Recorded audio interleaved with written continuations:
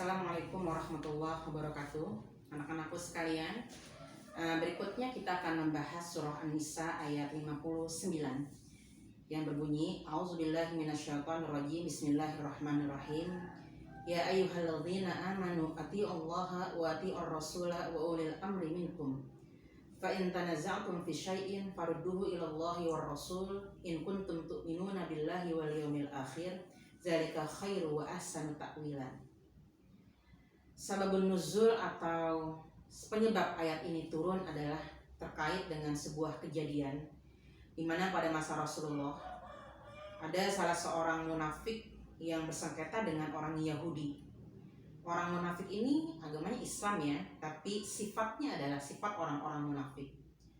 Karena orang munafik ini mengetahui bahwa dia bersalah, akhirnya dia meminta atau mengusulkan kepada orang Yahudi ini untuk bertahkim atau membawa permasalahan ini untuk diadilkan pada seorang Yahudi bernama Ka'ab bin Ashraf.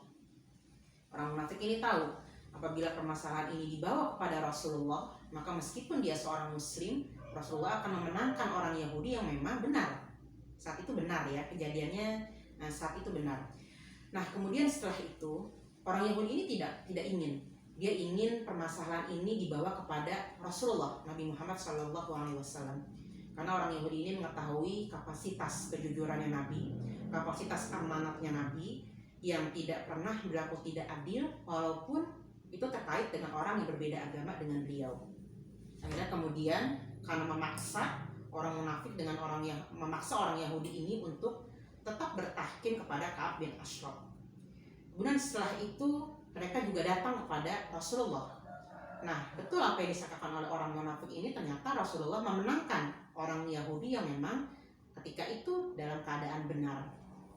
Akhirnya kemudian karena merasa tidak puas, orang munafik ini mengadu kepada Umar bin Khattab, sampai kemudian Umar bin Khattab marah ya. Turunlah ayat ini yang menegaskan bahwasannya orang-orang yang beriman sepatutnya mereka mentaati Allah, kemudian mentaati Rasulullah, kemudian mentaati ulil amri atau pemerintah yang pada masa itu memang dipegang oleh Rasulullah.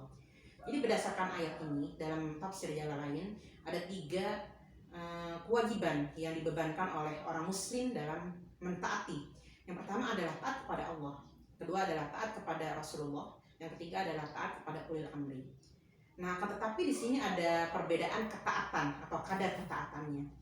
Perhatikan pada kalimatnya, ati Allah, taatilah Allah, taatilah olehmu akan Allah, atau taatilah Allah.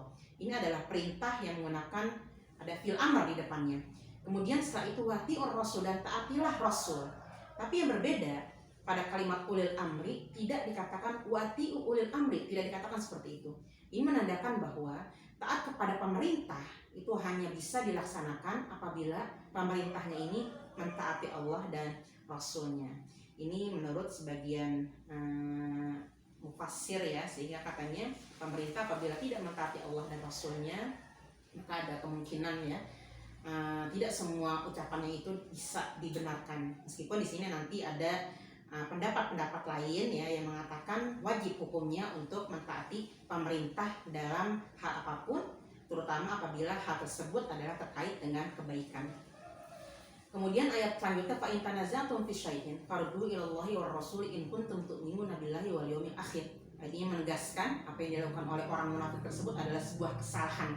Jadi apabila kita bersengketa terkait dengan sesuatu, maka yang benar itu adalah mengembalikan sengketa tersebut, mengembalikan permasalahan tersebut kepada Al-Quran dan hadis. Al-Quran apakah ada dalil yang berbicara mengenai itu, hadis pun apakah ada dalil yang terkait dengan itu, kemudian diputuskan berdasarkan ayat tersebut.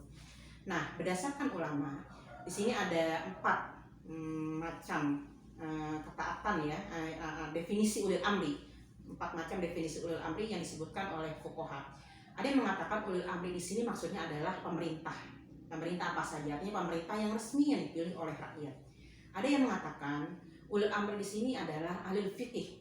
Jadi ulama yang banyak mengeluarkan fatwa gitu ya. Atau kalau kita mungkin MUI ya di sini.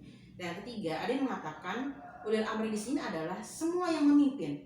Berarti termasuk adalah kepala rumah tangga atau kalau di pondok itu adalah pengurus ya, atau kalau di lingkungan RT ya RT, lingkungan RW ya RW dan sebagainya.